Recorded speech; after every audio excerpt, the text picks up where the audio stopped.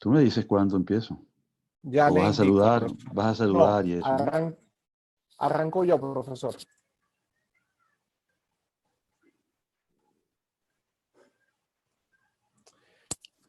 Hola, les habla Ángel Pérez Almario, coordinador académico de Universitas Fundación. Les damos la más cordial bienvenida a ustedes como videntes a este nuestro espacio Cátedra Jorge Rosell.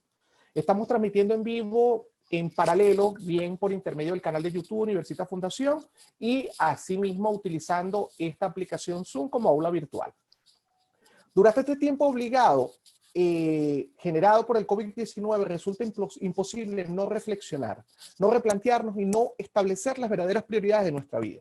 Agradecemos a cada uno de los integrantes de los equipos de Universitas Fundación, Colegio de Abogados e Instituto de Estudios Jurídicos del Estado Lara, la Universidad Católica Andrés Bello y la Academia de Ciencias Políticas y Sociales de Venezuela, quienes nos permiten desde distintas partes del mundo acompañarles en este proceso de vida complicado.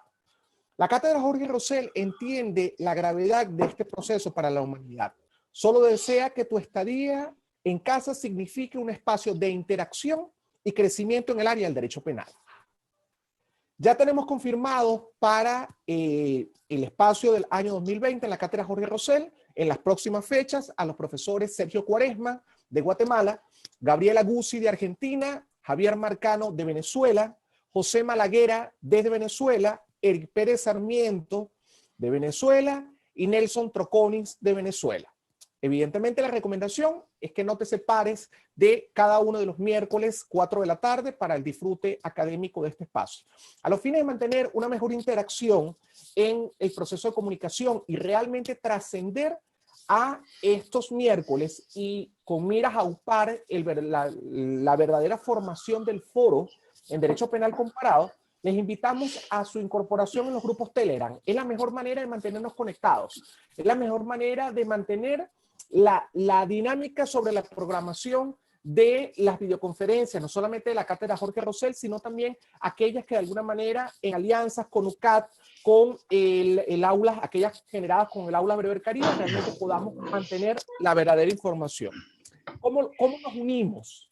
¿Okay? El enlace para incorporarte en este grupo Telegram técnicamente debe llegarnos por el correo que nos hace llegar el equipo Universitas Fundación. Pero si al día de hoy no te ha llegado ese correo, simplemente apúntanos tu nombre y tu número de teléfono, bien en el chat del aula virtual o bien en la sección comentarios del canal de YouTube y el equipo de Universitas Fundación se contactará inmediatamente contigo.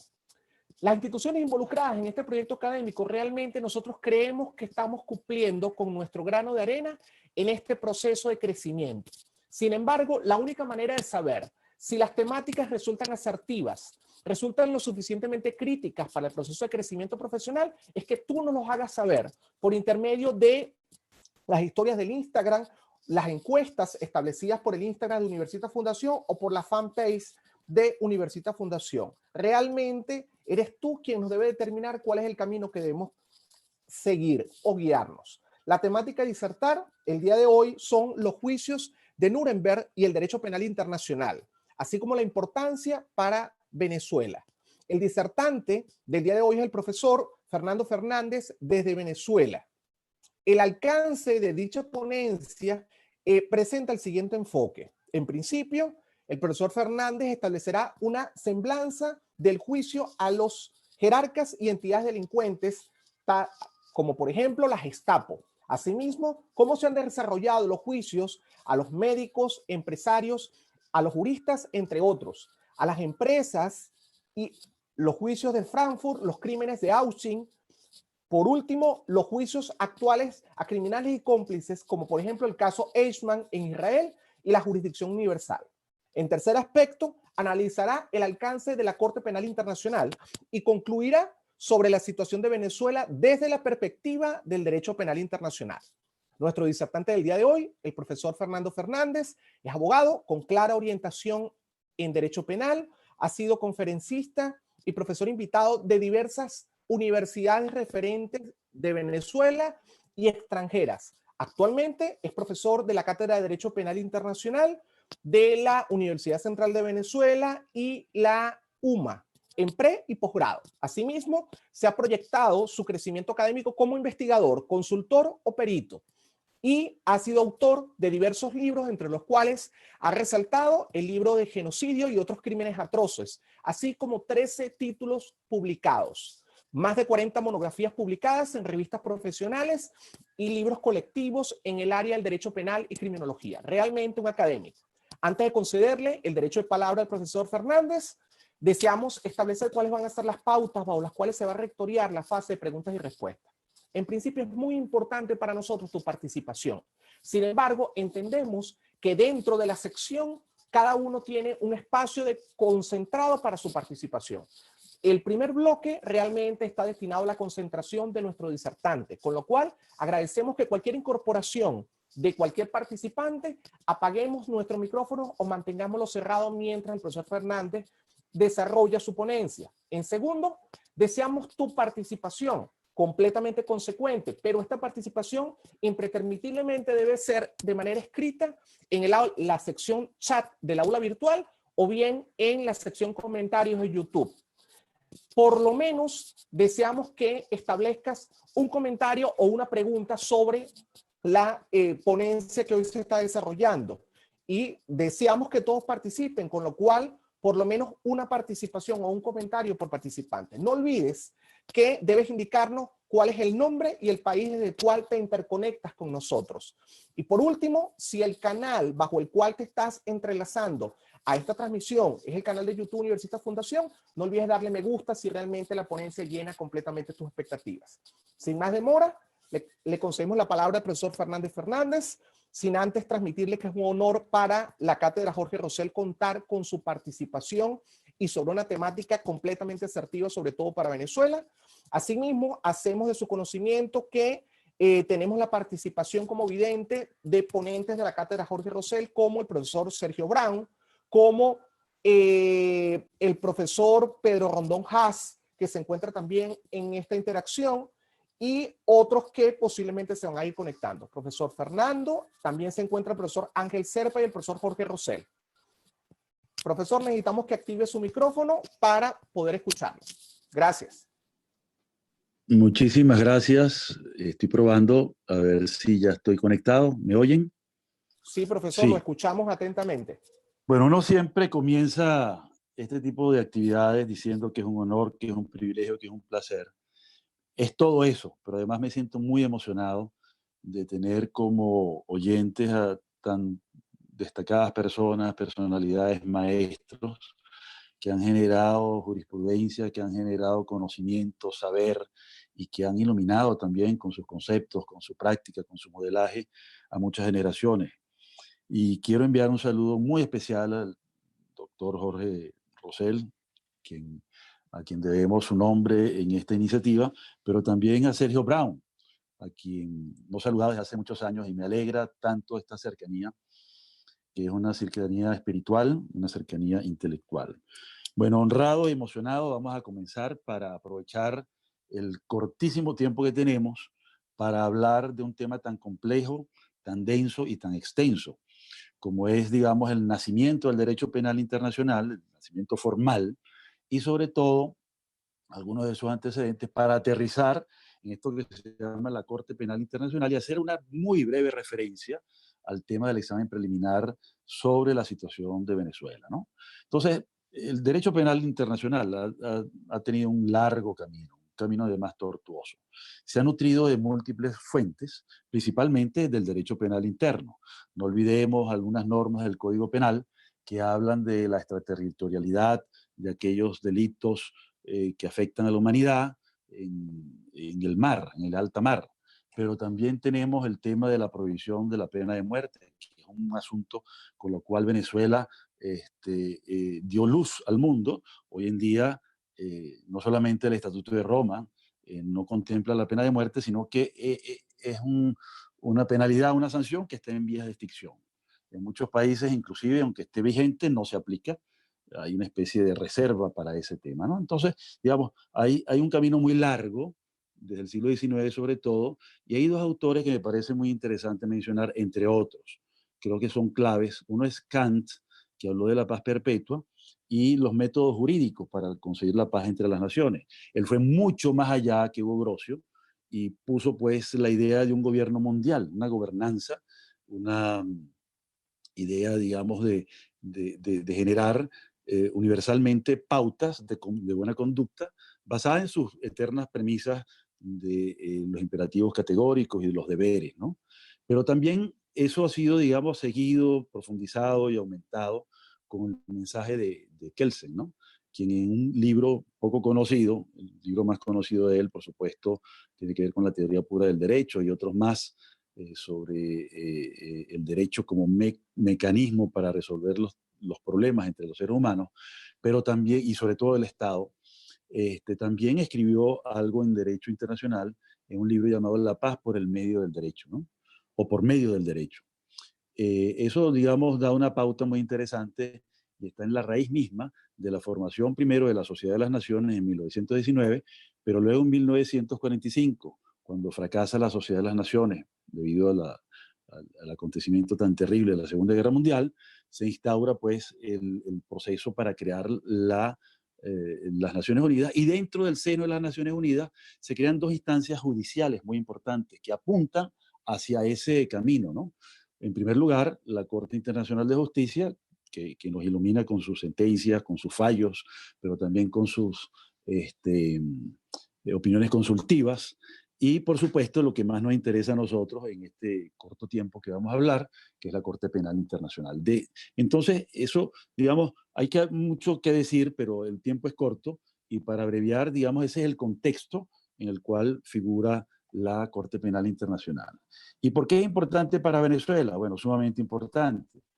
Venezuela está ahorita bajo examen preliminar en el seno de la Fiscalía ante la Corte Penal Internacional, y eso quiere decir que con la información disponible, la Fiscalía tiene que verificar primero a 8.000 kilómetros de distancia de Venezuela, y eso es importante tomarlo en consideración, tiene que entonces verificar la veracidad, la exactitud, la objetividad, lo fáctico, que son los hechos que están presentes y que configuran una situación de alta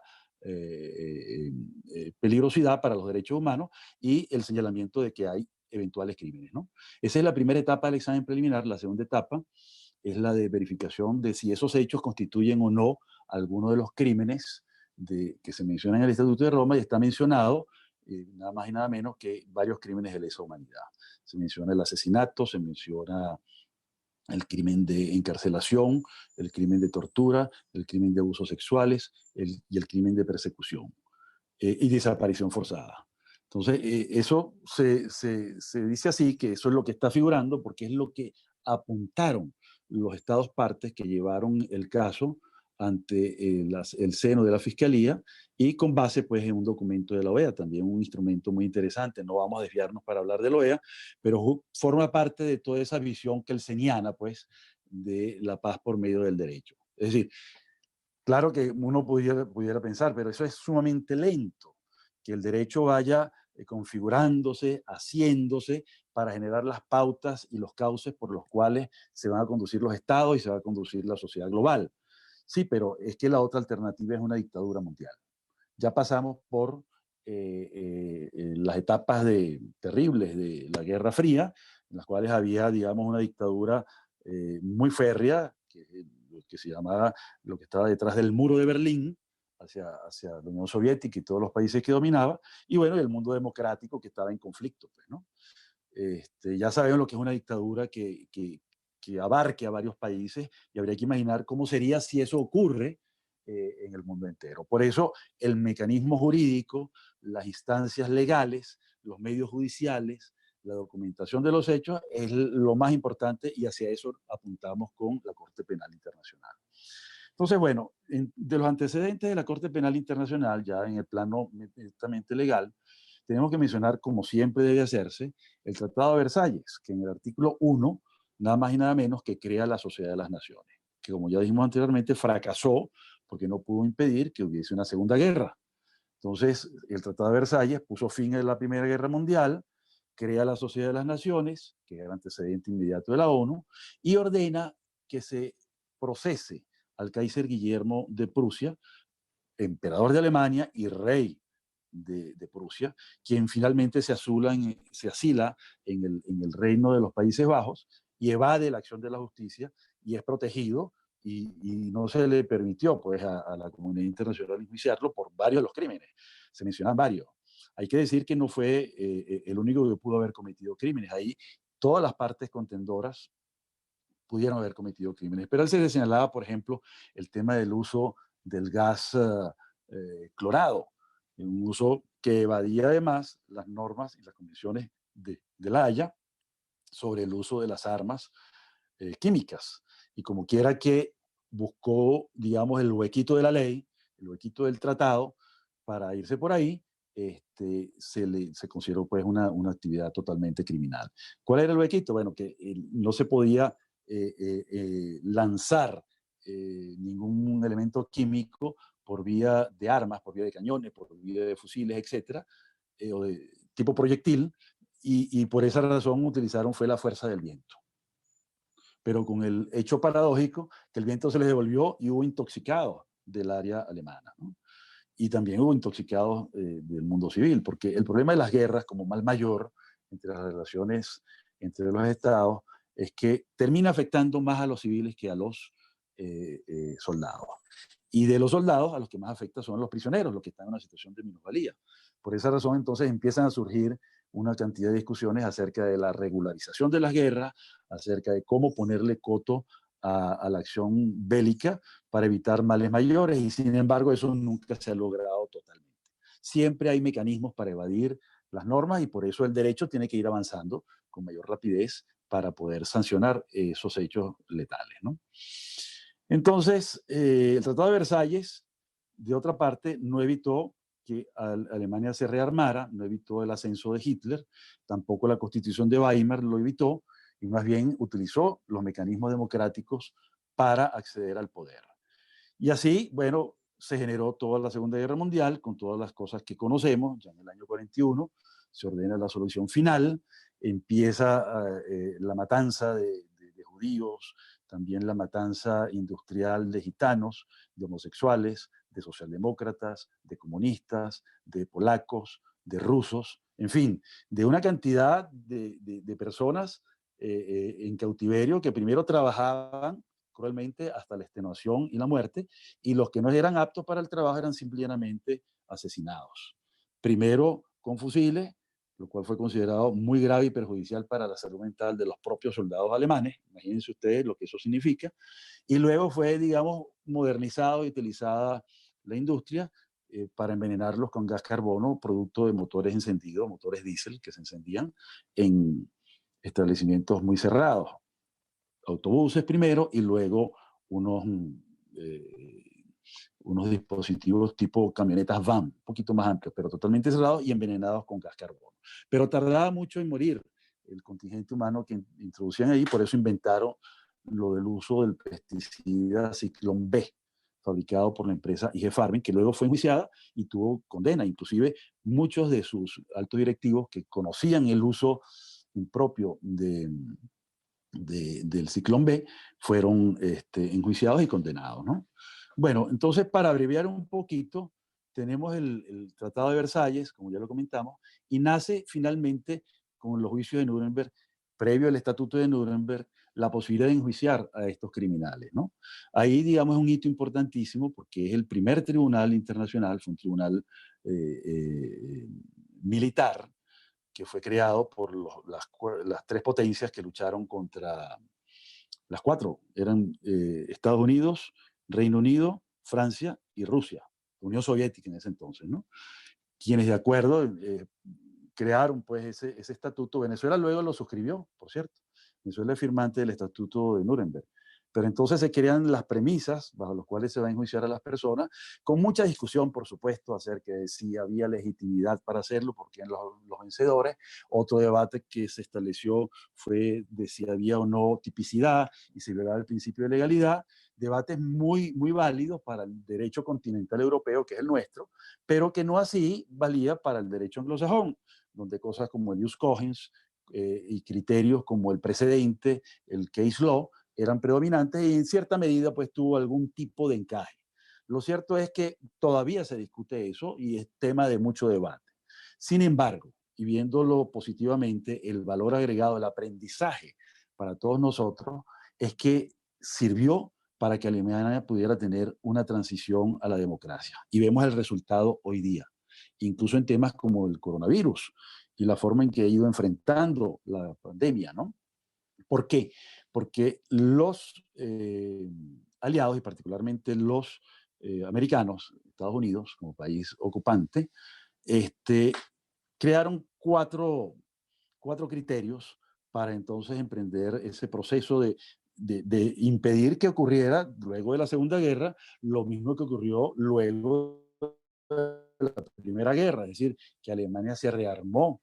Todos conocemos el potencial de inventiva, la creatividad del carácter alemán y los genios que han salido allí en todos los órdenes, ¿no? Pero en el plano bélico también. Entonces, ¿qué hacer?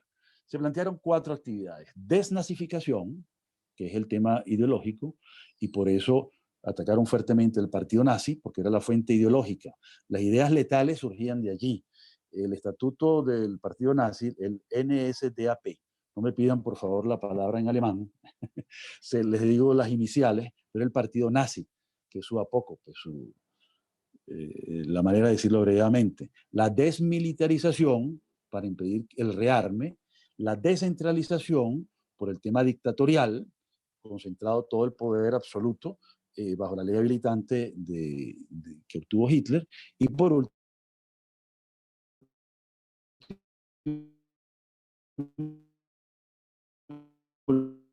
la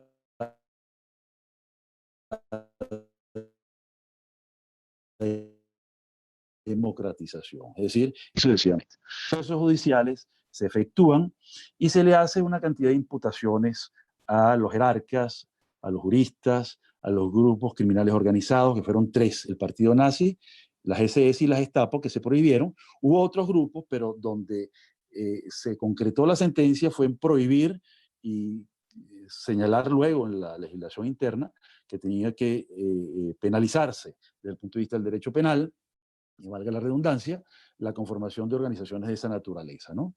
Así como el negacionismo, por supuesto, ¿no? También a empresarios y empresas como la IG Farben, el Ciclón B y otras más que fueron también enjuiciadas, ¿no? Empresas del área automotora, del área de las acerías, la empresa Krupp, que hizo los cañones, los Thyssen, en fin, gran cantidad de empresas y empresarios fueron enjuiciados. Y por supuesto también los médicos. Hubo otros juicios que mencionar, pero digamos, esto conforma como el núcleo fundamental donde se genera pues la primera jurisprudencia. Dense cuenta que no menciono la palabra genocidio, porque la palabra genocidio ni siquiera existía como término.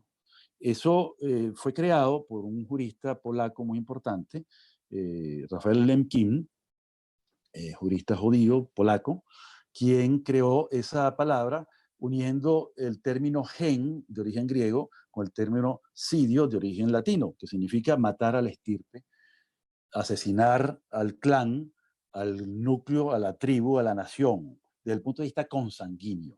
¿Ok? Entonces, eso le dio sentido a muchas cosas. Argumentaba Rafael Lincoln que eso debió haberse hecho antes con el genocidio de los armenios, que por cierto todavía no ha sido reconocido por la comunidad internacional, ¿no? Entonces, bueno, volviendo al tema, se dictan las sentencias y, bueno, se crea, digamos, todo un corpus juris. Yo les voy a leer una parte de la sentencia que resume el, ¿cómo se llama?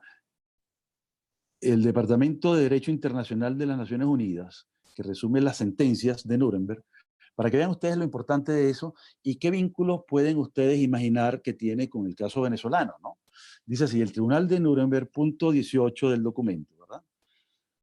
El Tribunal de Nuremberg señaló que los nazis trataron de obtener el poder con el propósito de imponer un régimen totalitario que les permitiera llevar adelante sus políticas agresivas. En otras palabras, el plan maestro era tomar el poder, ser el plan inicial y una etapa fundamental, ¿no? Los nazis tomaron el poder suspendiendo las garantías de libertad y arrestando a los oponentes políticos a fin de lograr el control de la legislatura.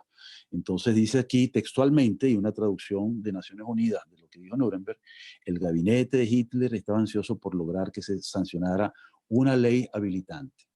que le diese plenos poderes legislativos, incluido el poder de apartarse de la Constitución. Carecían de la mayoría necesaria en el Reichstag para poder alcanzar ese objetivo constitucionalmente. Por consiguiente, hicieron uso del decreto de suspensión de garantías de la libertad y pusieron la llamada detención protectora, entre comillas, a una gran cantidad de diputados y dirigentes del Partido Comunista, aparte de otros, los socialdemócratas y cualquier otro que se opusiera, ¿no? Luego de tomar esas medidas, Hitler presentó al Reichstag el proyecto de ley de habilitación y después de dejar en claro que de no ser aprobado se tomarían otras medidas de fuerza. La ley fue sancionada el 24 de marzo de 1933. Eso dio origen, esa medida de poner preso al primer campo de concentración, que fue el de Dachau, se escribe Dachau, que fue tomado del Gulag soviético de Stalin. Okay. Fue copiado, pues, ¿no? Entonces, sigue diciendo el tribunal, a fin de colocar en manos de los dirigentes nazis el control completo del mecanismo de gobierno, se promulgó una serie de leyes y decretos que redujeron los poderes de los gobiernos regionales y locales en toda Alemania, transformándolos en divisiones subordinadas del gobierno del Reich, del imperio. Esto se logró mediante un proceso de centralización, así como mediante una cuidadosa depuración de toda la administración pública. Por una ley del 7 de abril del año 33, se dispuso que los funcionarios que fueran de ascendencia no aria, es decir, judíos y de cualquier otra ascendencia, un padre polaco, un padre húngaro, lo que fuere, debía jubilarse. De hecho, era retirado, expulsado. Y asimismo se dispuso que los funcionarios que en razón de su anterior actividad política no diesen la seguridad de que se esforzarían sin reservas en pro del Estado Nacional, que serían relevados de sus cargos, ¿no? Análogamente, el Poder Judicial fue sometido a control. Se removió de sus cargos a jueces por razones políticas o raciales. Se establecieron tribunales especiales para juzgar los crímenes políticos y solo se nombró como jueces a miembros del partido. Las SS arrestaban a las personas por razones políticas y las recluían en prisiones y campos de concentración. Y los jueces no tenían potestades para intervenir en forma alguna. Se otorgaban indultos a miembros del partido que habían sido condenados por los jueces por delitos probados.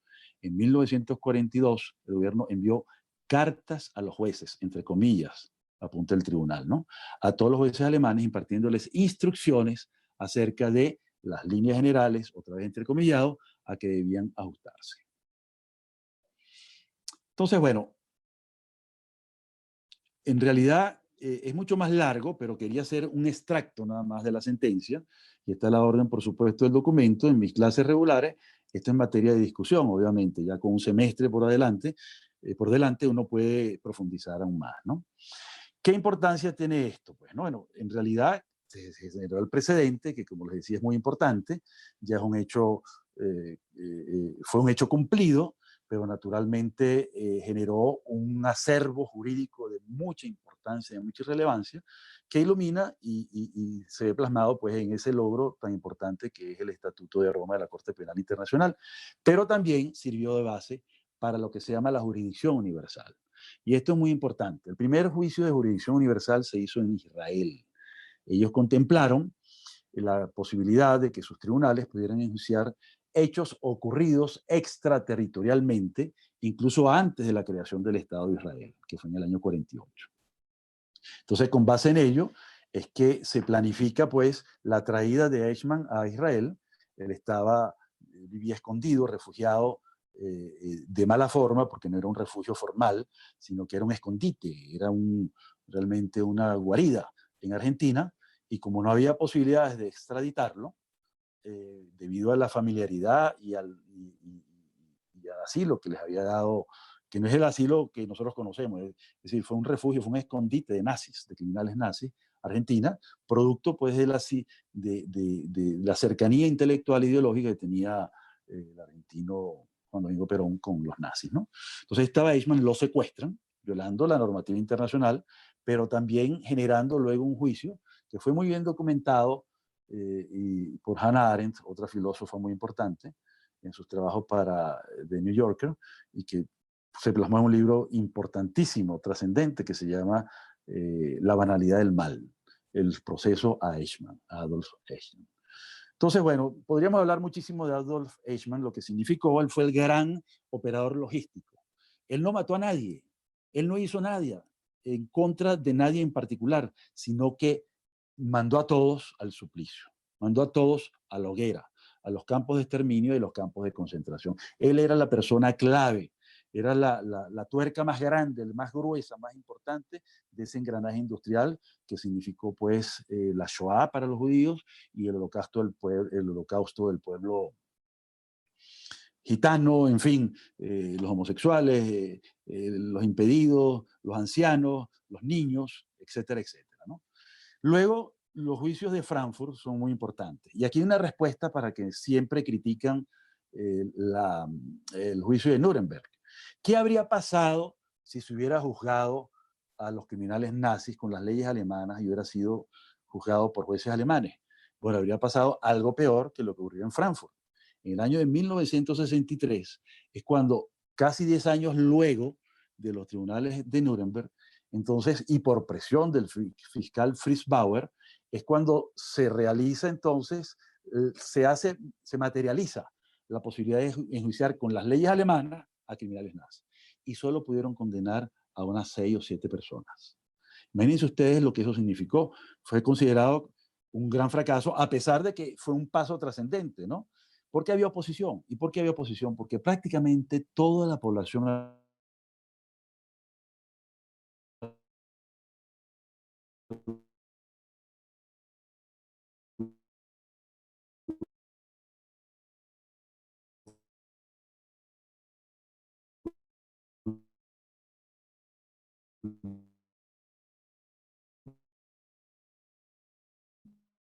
Alemania, de sus...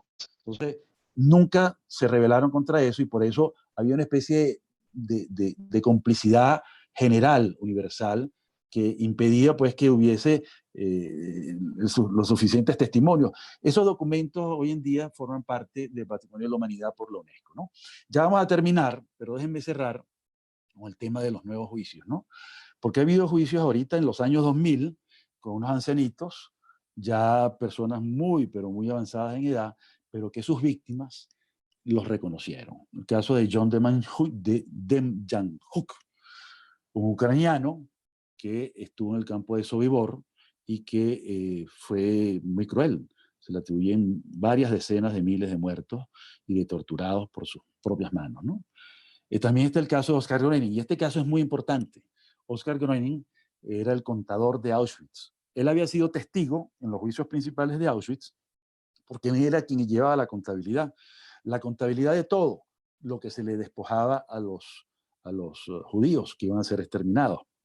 Las joyas, los anteojos, los zapatos, las camisas, los pantalones, la ropa interior, todos los dientes de oro, que fueron luego parte del tesoro del Reich alemán. En fin, esa persona no mató a nadie, pero era el contador que llevaba la cuenta de todo. Finalmente, después de un juicio de 4 años, inclusive él apeló y fue al Tribunal Constitucional alemán pidiendo que no lo pusieran preso porque era un anciano ya de 94 años. Él fue ratificada su condena por el Tribunal Constitucional y se dijo, usted está en pleno estado de salud mental y física y tiene que cumplir con la pena de prisión. Entonces tuvo una prisión muy leve porque en realidad lo importante de esto, y es un poco el corolario, es el trabajo que tienen que hacer las víctimas. Y por eso la importancia para Venezuela, no solamente por este caso que estamos hablando, que es el estudio de la situación de Venezuela ante la Fiscalía de la Corte Penal Internacional, sino por una cosa muy importante que es el examen sobre la determinación de los hechos que viene haciendo el Consejo de Derechos Humanos de la ONU, que va a ser muy importante, tan importante como lo fue en el caso Myanmar, para poder apuntar ahora una investigación formal ante la Corte Penal Internacional. Bueno, creo que ya estamos sobregirados en el tiempo, Ángel, muchas gracias y disculpen que me haya pasado un poquito. Gracias, profesor, por su intervención. Antes de iniciar el proceso de preguntas y respuestas, agradecemos la participación y por supuesto la conexión de los profesores Ramón Escobar de la Academia de Ciencias Políticas y Sociales, el profesor Domingo Salgado, que también se encuentra interconectado, y el profesor o el doctor Wilmer Pereira, presidente del Colegio de Abogados del Estado Falcón. Un saludo especial por parte de la Cátedra Jorge Rosell. De seguida, profesor Fernández, tenemos algunas intervenciones, alguna generada por YouTube, otra generada por el chat del aula virtual. Inicialmente nos pregunta Víctor David Jiménez Salas. Indica lo siguiente. Una de las características del derecho penal internacional es su subsidiariedad. La interrogante es la siguiente, profesor Fernández.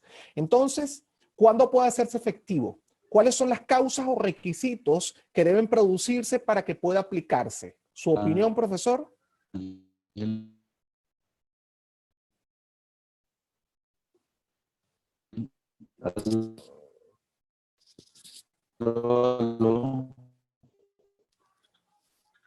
Víctor David. ¿Tenemos algún problema con la conexión del profesor? Creo que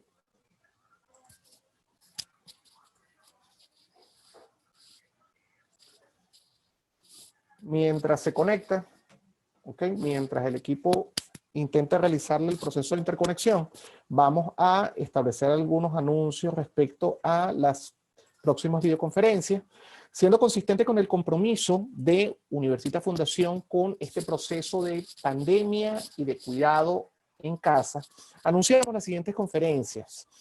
Hora Venezuela, 10 de la mañana, jueves 30 de abril del 2020. Vamos a tener a los profesores Inés Quintero, Luis Ugalde, Carole Leal y Tulio Álvarez con la temática Foro Telemático Homenaje al Pensamiento Jurídico y Político de Juan Germán Rocio. 10 de la mañana, jueves 30 de abril. Asimismo, tendremos la conferencia sobre fraude en la contratación de empleo público con el profesor César Ladelino Franco López. Jueves 30 de abril, 6 de la tarde, hora Venezuela.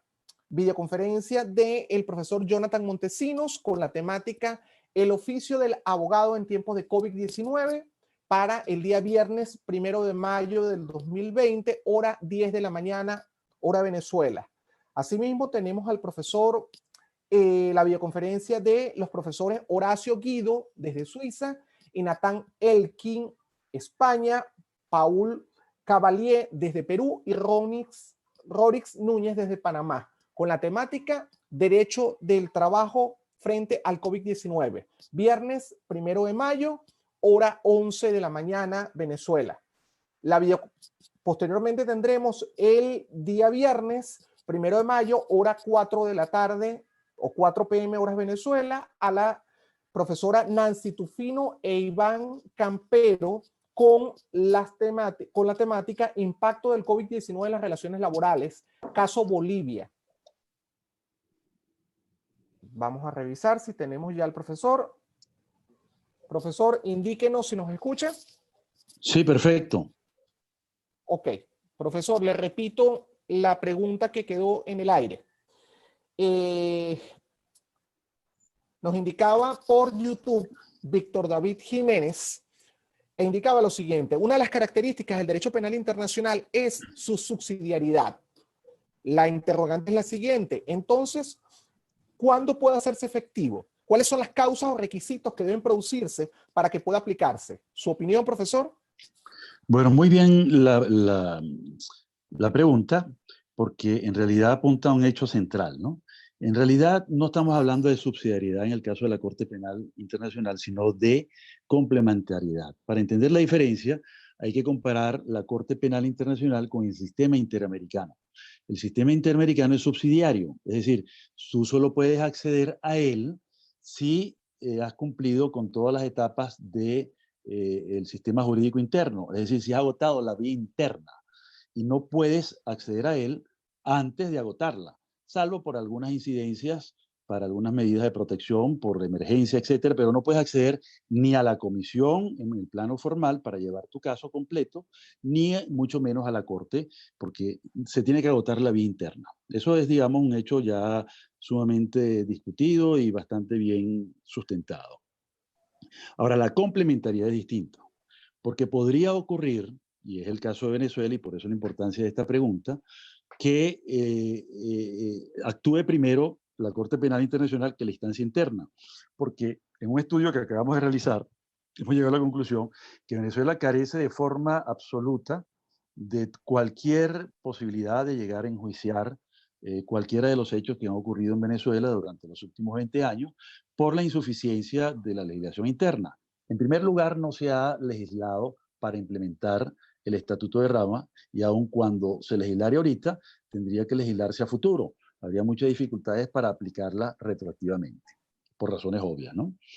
De otra parte, el Estado venezolano no ha dado ni una sola muestra de querer denunciar estos hechos. Al contrario, más bien los está tratando de negar, tratando de esconder, como si no estuviera pasando nada, pero sí está ocurriendo y por eso la alarma internacional.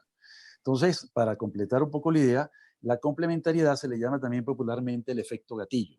Y es que se dispara de forma inmediata la competencia de la Corte una vez que se demuestra que el Estado no puede o no quiere, o que el Estado ni puede ni quiere. Venezuela, aun cuando quisiera, no puede porque no tiene legislación. Y ahí hay una sutileza que quizás hay que abordar con cierta precisión.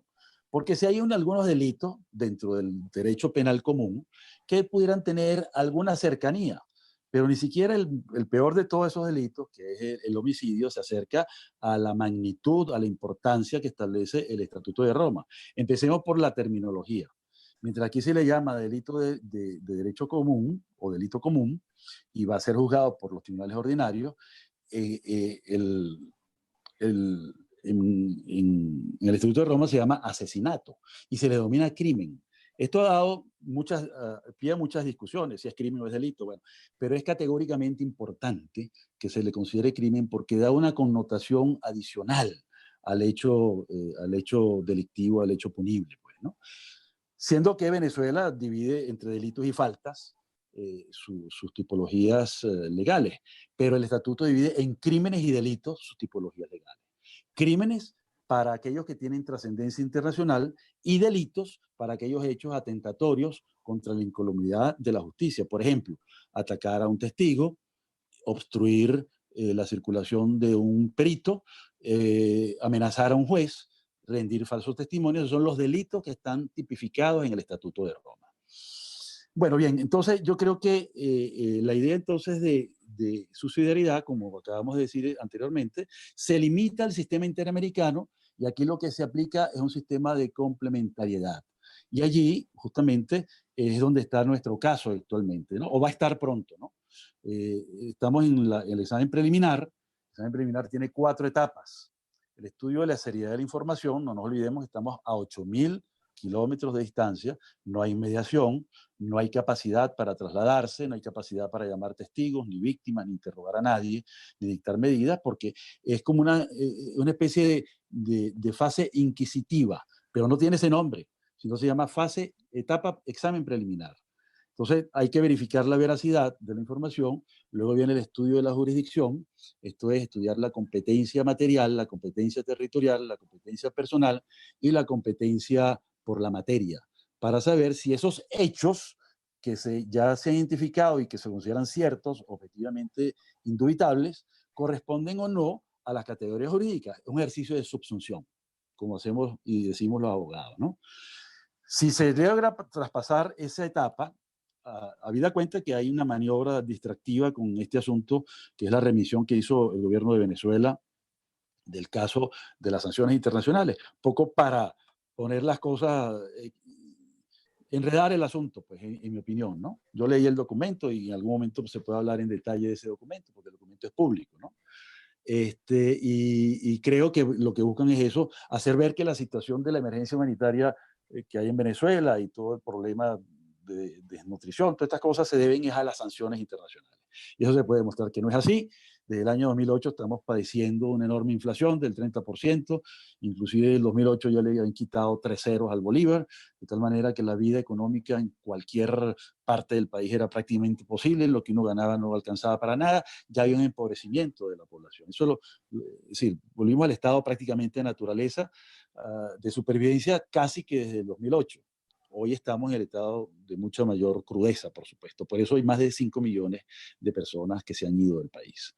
Bueno, volviendo al punto de la complementariedad, les he dicho que estaba la determinación de los hechos, el estudio de la jurisdicción para verificar las 4 niveles de competencia que establece el estatuto, la admisibilidad, si el Estado quiere y puede, y por último viene el interés de la justicia, que tiene que ver con la gravedad de los hechos es una ponderación cualitativa y sobre todo lo que se llama el interés de la justicia. Es decir, si no hacemos esto, esto va a empeorar. Si hacemos esto, esto va a mejorar. Entonces, esa es la última consideración de esa etapa preliminar para que la fiscal ante la Corte Penal Internacional haga la solicitud a la Sala de Cuestiones Preliminares, que es la que va a determinar si procede o no ya la investigación formal.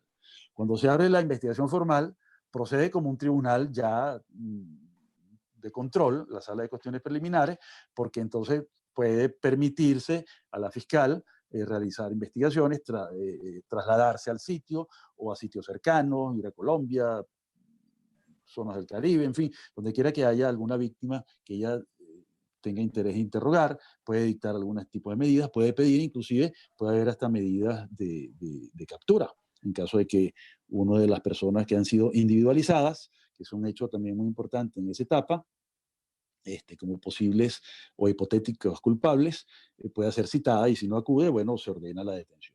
Ese es, digamos, muy, pero resumidamente, ese principio de complementariedad. Repito, subsidiariedad es para el sistema interamericano y complementariedad es para el sistema de derecho penal internacional.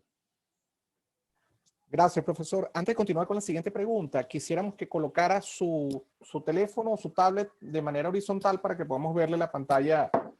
Lo estamos viendo volteado. Vamos a ver. ¿Y ahora? Excelente, profesor. Ya lo vemos bien. Okay. Siguiente interrogante, Cristian Jara, desde Chile, nos pregunta lo siguiente. Profesor Fernando Fernández, hemos estudiado conforme a su bibliografía.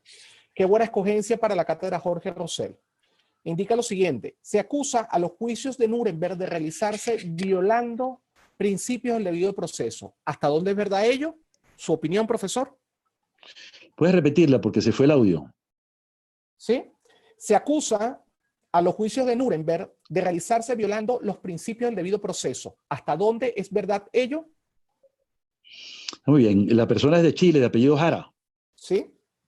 Tuve un gran profesor en filosofía, el profesor José Jara García. No sé si serán parientes, pero lo recuerdo muchísimo. Fue mi profesor de Foucault durante varios trimestres. Bueno, lo cierto es que el tema del debido proceso, ya mencioné en la charla, justamente que ese fue el gran debate sobre la legitimidad primero, y sobre el tema de la tipicidad. Pero también hubo discusión acerca de si, y contesté bueno, ¿qué habría pasado si hubiese sido juzgado con las leyes alemanas por jueces alemanes? Ya vimos el caso de que los juicios sobre Auschwitz y ya netamente sobre el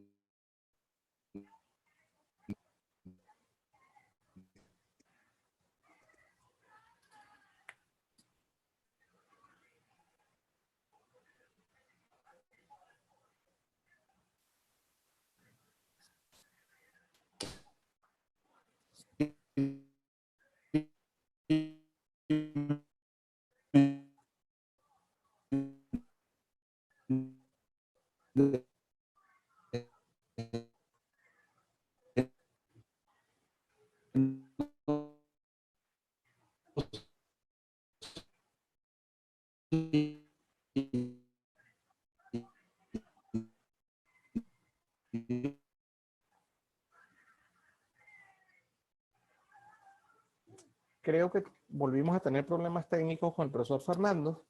Mientras realizamos nuevamente el equipo, el proceso de interconexión, vamos a seguir anunciando las próximas videoconferencias hasta que volvamos a contar con él. Teníamos la videoconferencia del profesor Julio Antonio Gil Yepes, cuya temática es planificar en tiempos de crisis para el lunes 4 de mayo del 2020 a las 4 de la tarde, hora Venezuela. Asimismo, tendremos la videoconferencia del profesor José Valentín González con la temática Constitución Económica, Estado Social y Petroestado para el día martes 5 de mayo del 2020, hora 11 de la mañana, Venezuela. Asimismo, tendremos al profesor el día miércoles de la semana que viene en la cátedra Jorge Rosell, al profesor Sergio Cuaresma desde Nicaragua con la temática Derecho, Globalización y Naturaleza de la Reforma de la Justicia Penal. Miércoles 6 de mayo del 2020 a las 4 de la tarde, hora Venezuela. Verificamos si tenemos nuevamente al profesor. Sí, profesor Fernando. Necesitamos que active su micrófono para saber si nos escucha atentamente. ¿Nos escucha, profesor?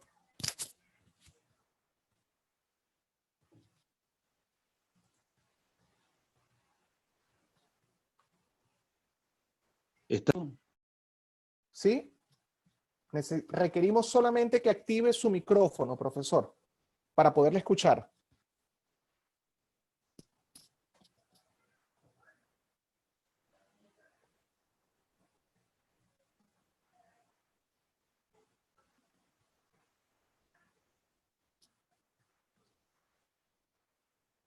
Vamos a tratar nuevamente de disipar ese problema técnico. No olvidemos que esta intervención es una intervención completamente en vivo y de alguna manera estamos frente a situaciones de inestabilidad del Internet.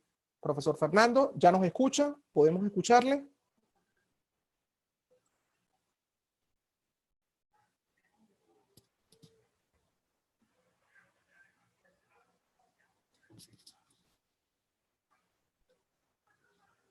Sí, lo oigo. ¿Sí? ¿Nos escucha? Ahora sí. Excelente, profesor. Habíamos quedado en la última pregunta, ¿ok? Del amigo Jara, desde Chile, para saber su opinión. Si desea, se la repito, profesor. Dale. Él indicaba lo siguiente: se acusa a los juicios de Nuremberg de realizarse violando los principios del debido proceso. La pregunta es, ¿hasta dónde es verdad eso? Bueno, fíjate, obviando el tema de legitimidad y tipicidad, que ya hablamos, que tiene su respuesta, porque sí había antecedentes en el derecho internacional y porque además de eso había, digamos, toda una concepción. En el Tratado de Versalles se habla de lo que es un crimen de lesa humanidad, etcétera, etcétera, y se aportó mucho con el concepto de Elias Cohen. Sin embargo, las formalidades ya procesales, como el derecho a la defensa, hubo largos periodos para la defensa, los defendidos conocían las pruebas en su contra, tuvieron tiempo para preparar.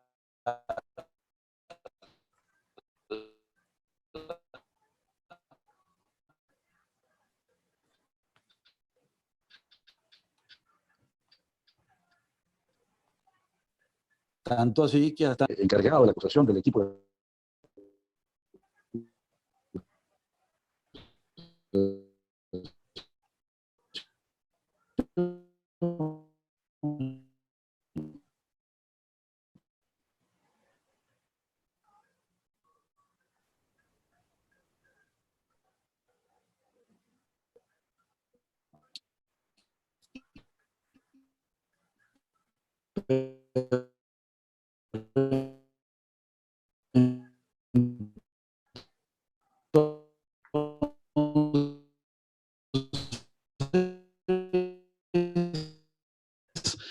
Hitler.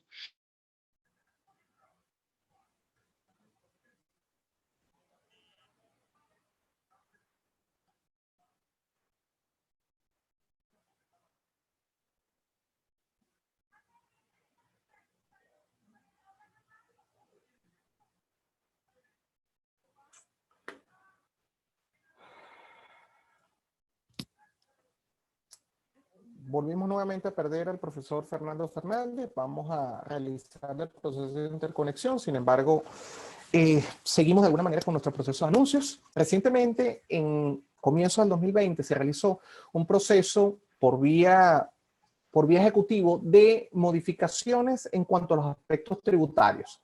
De allí que Universitas Fundación y la Asociación Venezolana de Derecho Tributario agrupó 13 de los mejores tributaristas de Venezuela, con miras a profundizar los alcances de esta reforma, con miras a que el proceso productivo de las empresas o de las entidades de trabajo presentes en el país no se detenga en cuanto al proceso de tributación. Si quieres conocer el alcance de esta reforma y cuáles aspectos resultan necesarios para tu operatividad, no olvides consultar fechas y programación de este alcance cognitivo por intermedio de nuestra página web www.universitafundacion.com. Profesor Fernando, ya lo tenemos por aquí.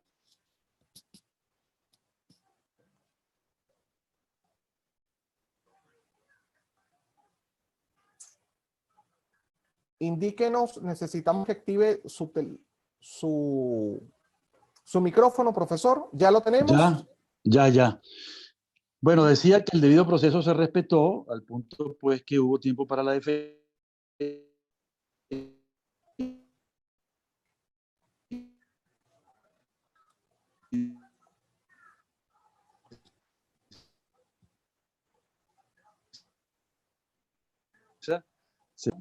Para pues de la altura que se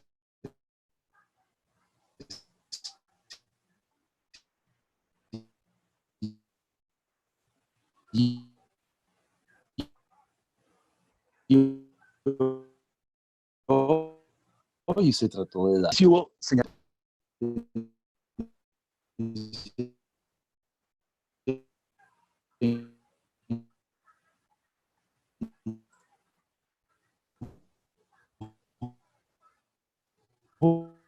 justa, danza terrible, no quisiera, pero sin embargo no llegó la orden por problemas que hayan sido en términos de desproporción, sino más bien en términos de benignidad. El caso del arquitecto famoso de Hitler, que utilizó mano de obra esclava, el caso también de ubicar al señor Krupp, que utilizó mano de obra esclava, es decir,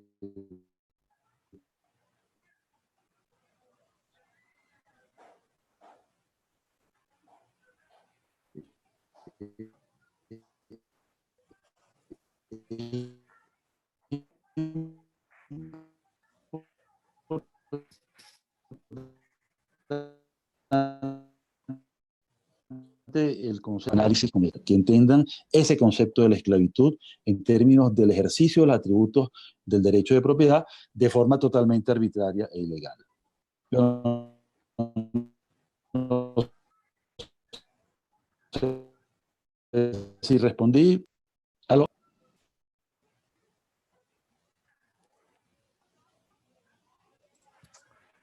Oye, profesor, estamos teniendo bastante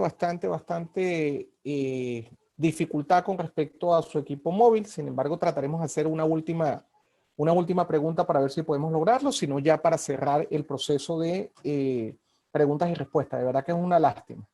Nos indica, ¿aló? ¿Nos escucha? ¿Sí? ¿Nos escucha, profesor?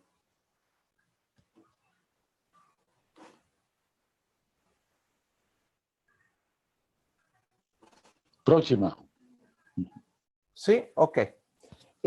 Indica el profesor Ángel Serpa, indica lo siguiente: ¿qué opinión merece el doctor Fernández el criterio vinculante de la sentencia de Sala Constitucional 3167/2 sobre que primero tiene que darse impunidad en el ámbito fiscal o jurisdiccional nacional para que se activen los mecanismos de la Corte Penal Internacional?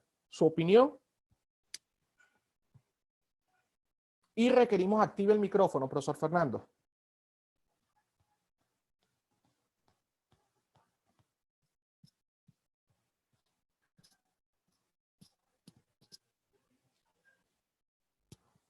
Profe, no le escuchamos, su micrófono nos aparece bloqueado. Ajá, adelante. ¿Le repito la pregunta? Sí, por favor. Okay.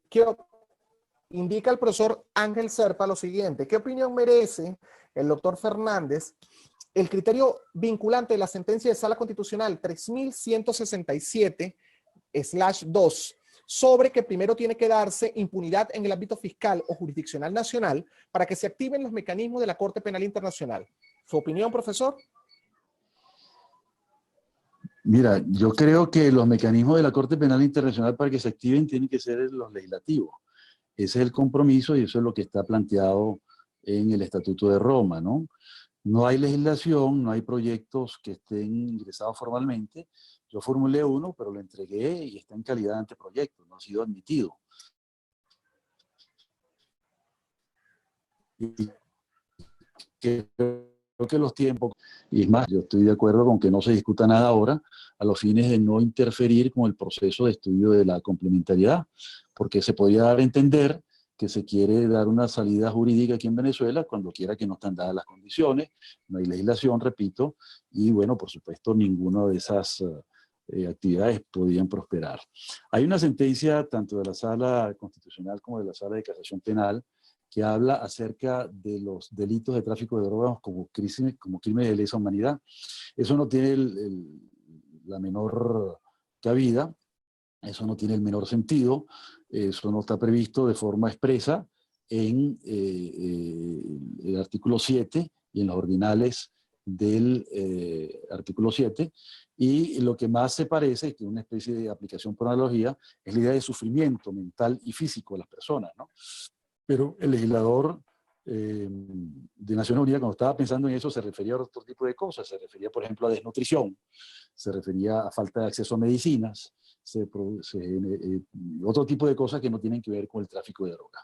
El tráfico de drogas ha sido desarrollado en el derecho internacional penal, que es fuente también del derecho penal internacional, pero ahí está la ley contra las sustancias estupefacientes y psicotrópicas, las sustancias psicotrópicas y estupefacientes, y está la legislación contra la delincuencia organizada transnacional, que son las que tiene que abordar el problema del tráfico de drogas concebido como delito organizado y delito transnacional, pero que no son materia pues, de la Corte Penal Internacional. Próxima pregunta. Gracias, profesor. Nos contacta Luisa Rojas desde Telegram. No olvidemos que esta videoconferencia también tiene su asidero allí.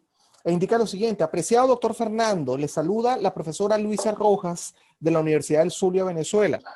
¿Qué hacer ante la denegación de justicia por parte de la Corte Penal Internacional sobre el caso Venezuela?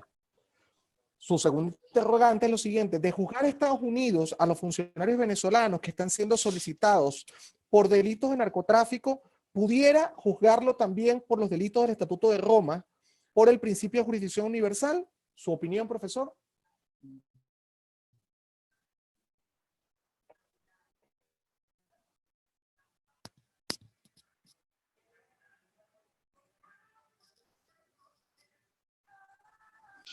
Bueno, ahora imagino que habrá complicaciones con el tema del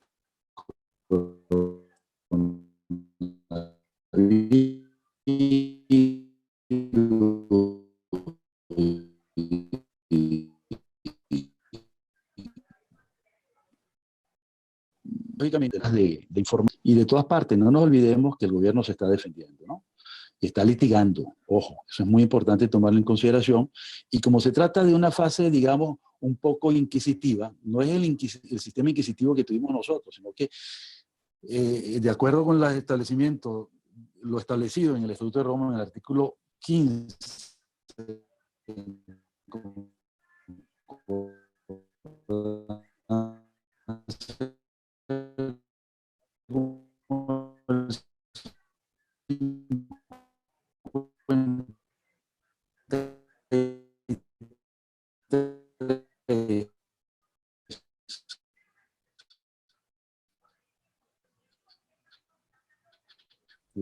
entonces ellos le estudian. Y es donde viene el tema y lo que yo quiero dar a entender, la importancia de poder entonces colaborar con esta etapa de investigación enviando información por los canales digitales y electrónicos que ellos tienen para recibir la información. Eso en primer lugar. Y el otro tema es sobre el narcotráfico y el tema de esta acción internacional que se está intentando por la vía de los Estados Unidos. Bueno, los temas de drogas, los temas de corrupción, los temas de terrorismo, los temas de tráfico de armas, los temas y otros temas ligados a la delincuencia organizada son temas de las cortes de los países. No tiene nada que ver el Estatuto de Roma y de ninguna manera podría tomar en consideración ese asunto. Fíjense, el tema de la complementariedad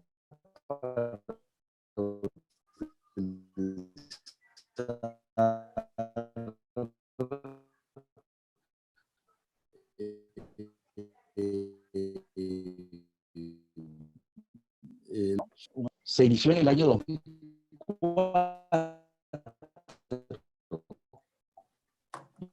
Estamos en formal. Es que Colombia legisló. implementó el estatuto y creó la Jurisdicción Especial para la Paz. Y dijo, yo voy a ejercer mi derecho soberano a juzgar, a investigar y a juzgar los hechos, y por eso no avanza la investigación, no avanza el análisis preliminar ni se llega a la fase de investigación. Nosotros, nuestro proceso empezó en el año 2008, estamos en 2020, y la fiscal prometió que en el primer semestre habría un pronunciamiento sobre el tema de la jurisdicción. Vamos a ver si esta acción en contra de los Estados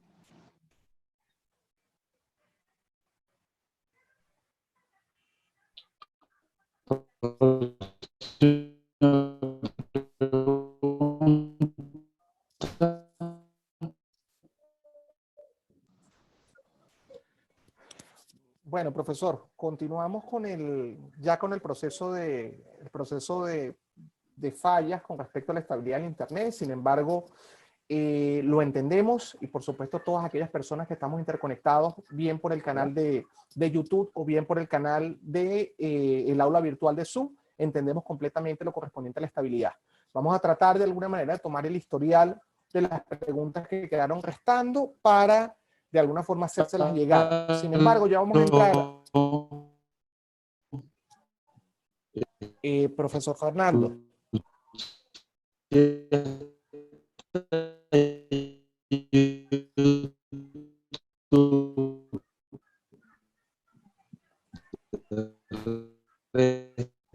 No sé qué más dijo Ángel Pérez.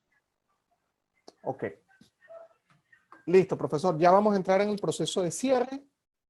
Ok. Le agradecemos que solamente no active la imagen, profesor, ya para tener unas palabras finales. Ya entramos dentro del proceso de cierre. Está cerrada la fase de preguntas y respuestas. Vamos a tratar de hacérselas llegar y, por supuesto, lo enlazaremos en el canal de YouTube para las respuestas finales.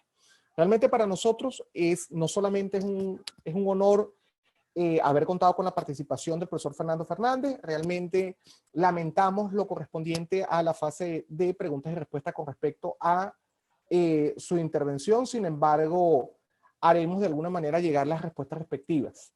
¿Ok? Asimismo, agradecemos la paciencia, la tolerancia y por supuesto la empatía de cada uno de los videntes por cada uno de los canales. Entendemos que es un proceso en vivo y entendemos que realmente este tipo de situaciones pueden de alguna manera suscitarse. No queremos despedirnos sin de alguna manera enviar un especial saludo a el profesor Tony Marval, que también lo vimos interconectado también con nosotros. Solicitamos de alguna manera su incorporación en los grupos Telegram. Es la mejor manera de mantenernos conectados. Si no, no se olviden de alguna manera de revisar nuestra página web en www.universitafundación.com o la fanpage de Universita Fundación. Lamentablemente no tenemos al profesor Fernando conectado en este momento como para ejercer ya, o si lo tenemos. Profesor, ¿usted cree que puede establecer unas palabras finales de despedida a cada uno de los videntes? Si solamente activa el micrófono, puede hacerlo, profesor. Sí. Aló, ya. ¿Me oyes? Aló. Sí, lo escuchamos para el proceso de despedida, profesor. Bueno, muchísimas gracias, Ángel, y a toda la comunidad que hace vida en Universitas, la cátedra Jorge Rosell, a todos los presentes, aunque sea en la distancia. Un especial saludo a los amigos de Chile, a Jara, al profesor Sergio Brown, a quien aprecio y admiro muchísimo, y a todos los amigos que tuvieron la paciencia de escuchar esta participación en momentos tan difíciles que estamos viviendo todos. Espero pues estar en contacto con ustedes en un futuro. Quien quiera me puede escribir a mi correo para estos temas, fmf@aiven.org. F de Fernando, FM de Modesto, F de Fernández, @aiven, AIVEN.org. Esperamos entonces haber podido responder con las dificultades tecnológicas del caso todas las interrogantes, y muchísimas gracias. Gracias a usted, profesor Fernando. No olvides seguir conectado y enlazado de alguna manera con la cátedra Jorge Rosell en los próximos días. Nos vemos el próximo miércoles. Sin embargo, durante este espacio, no olvides interconectarte con cada una de las conferencias de proporcionadas por Universitas Fundación, con enlace con la Universidad Católica Andrés Bello, el aula virtual Prebercarías. No olvides que la importancia de este equipo realmente lo da la altura de la expectativa del vidente. Muchas gracias. Nos vemos el próximo miércoles. Hasta luego.